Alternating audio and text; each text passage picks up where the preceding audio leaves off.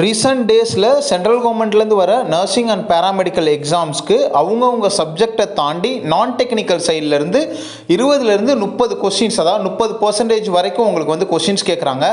என்ன தான் அவங்கவுங்க சப்ஜெக்டில் டாப்பராக இருந்தாலும், என்ன தான் அவங்கவுங்க சப்ஜெக்டில் நீங்கள் நல்ல வேர்ல்ட் நாலேஜாக இருந்தாலும் கூட நான் டெக்னிக்கல் சைடில் நீங்கள் வந்து கான்சன்ட்ரேட் பண்ணலன்னா உங்களோட செலெக்ஷன் வந்து மிஸ் ஆகிற சான்சஸ் இருக்குது.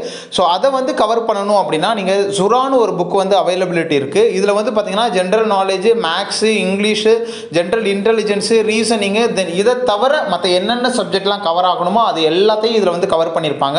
ஸோ 30க்கு 30, 20க்கு 20 எடுக்கணும்னு நினைக்கிறவங்க இதில் உள்ள அந்த பேசிக் கான்செப்டை புரிஞ்சுக்கிட்டு இதில் வர அந்த மாடலில் நீங்கள் வந்து ப்ரிப்பரேஷன் பண்ணிங்கனாவே அழகாக எக்ஸாமை கிளியர் பண்ணிடலாம்.